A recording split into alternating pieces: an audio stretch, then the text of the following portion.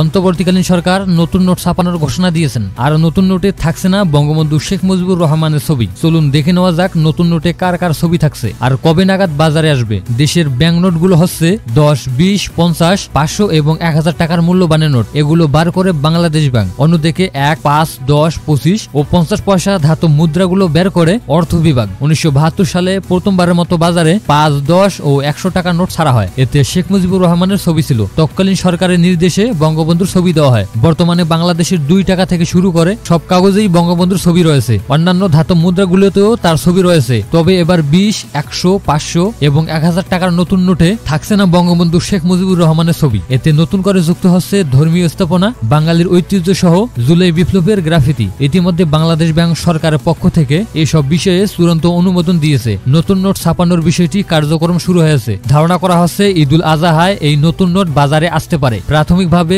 20, 100, 500 এবং 1000 টাকার নতুন নোটের ডিজাইনে পরিবর্তন করা হচ্ছে। অন্যদিকে 19 মার্চ বাজারে আসবে 5, 20 ও 50 টাকার নতুন নোট। যেহেতু এসব নোট আগেই ছাপানো হয়েছে, তাই এগুলোতে সাবেক গভর্নর আব্দুর রউফ তালুকদারের স্বাক্ষর ও শেখ মুজিবুরের ছবি থাকবে। তাই এই নোটগুলোর ডিজাইন পরিবর্তন করা হচ্ছে না। বর্তমানে বাংলাদেশ ব্যাংকের কাছে বিপুল পরিমাণ আগের ছাপানো নোট মজুদ রয়েছে। সেগুলো বাতিল করলে বড় অঙ্কের অর্থের অপচয় হবে। তাই নতুন ডিজাইনের নোটগুলো চালু করা হলেও তা ধাপে ধাপে বাজারে ছাড়া হবে, যাতে অর্থনীতিতে কোনো নেতিবাচক প্রভাব না পড়ে। যেভাবে নতুন নোট ছাপানো হয়, বাংলাদেশের মুদ্রা ছাপানোর কাজটি করে the security printing corporation Bangladesh limited, যা টাকশাল নামেও পরিচিত। 1988 সালের জুন মাসে 1 টাকা ছাপানোর মধ্য দিয়ে এই প্রেস নোট ছাপানোর কাজটি শুরু হয়। ওই বছরের নভেম্বর মাসে 10 টাকার নোটও ছাপানোর কাজ শুরু হয়। প্রতিটি নোট ছাপানোর আগে তার নকশা অনুমোদন করে সরকার। সেজন্য দরপত্র ডেকে চিত্রশিল্পীদের দিয়ে নোটের নকশা করানো হয়। নকশা চূড়ান্ত হলে আন্তর্জাতিক দরপত্রের মাধ্যমে কাগজ, কালি ও প্লেট তৈরি করা হয়। নকশা অনুযায়ী বিদেশ থেকে প্লেট তৈরি করে আনার পর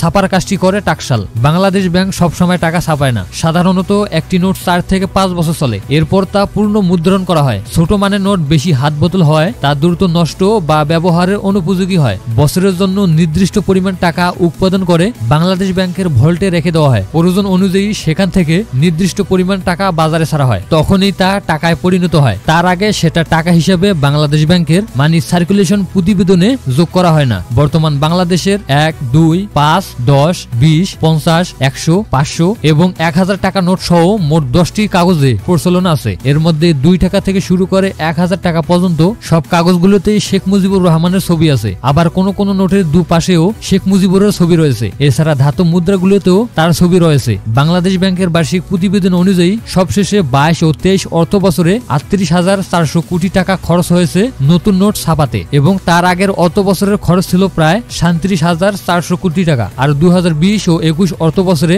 34,000 কোটি টাকা খরচ হয়েছিল। সবশেষে নতুন নকশায় 200 টাকার নোট চালু হয় 2020 সালে। ওই নোটে বঙ্গবন্ধুর ছবিতে নতুন রূপ দেওয়া হয়। আগে ছাপানো নোটে ব্যবহৃত বঙ্গবন্ধুর ছবি বাদ দিয়ে আরো স্পষ্ট করে 2 ধরনের ছবি ব্যবহার করা হয়। আর এটি করা হয় 2020 সাল থেকে। তারপর ছাপানো সব নোটে ওই 2 ধরনের ছবি ব্যবহার করা হচ্ছে। তবে এবার 20, 100, 500 এবং 1000 টাকার নতুন নোটের ডিজাইনে থাকছে না বঙ্গবন্ধু শেখ মুজিবুর রহমানের ছবি। এই ডিজাইনে নতুন করে যুক্ত হচ্ছে বাংলাদেশের ধর্মীয় স্থাপনা, বাঙালি ঐতিহ্য সহ জুলাই বিপ্লবের গ্রাফিতি। আর এটি বাংলাদেশ ব্যাংক ও সরকারের পক্ষ থেকে চূড়ান্ত অনুমোদন হয়েছে। শুধুমাত্র 19 মার্চ বাজারে আসবে 5, 20 ও 50 টাকার নতুন নোট। আর এই নোটগুলো আগেই ছাপানো হয়েছে, তাই এগুলোতে গভর্নর আব্দুর রউফ তালুকদারের স্বাক্ষর ও শেখ মুজিবুর রহমানের ছবিও থাকবে। প্রিয় দর্শক, ভিডিওতে শুরু থেকে শেষ পর্যন্ত গুরুত্বপূর্ণ তথ্য দেওয়ার চেষ্টা করেছি। আর এরকম ভিডিও বানাতে আমাদের অনেক সময় ও পরিশ্রমের প্রয়োজন হয়। তাই অনুরোধ করব আমাদের চ্যানেলটি সাবস্ক্রাইব করে পাশে থাকুন। আর ভিডিওটি আপনারা কোন জেলা থেকে দেখতেছেন তা অবশ্যই কমেন্ট করে জানিয়ে দেবেন। আজকে এ পর্যন্ত বিদায় নিচ্ছি।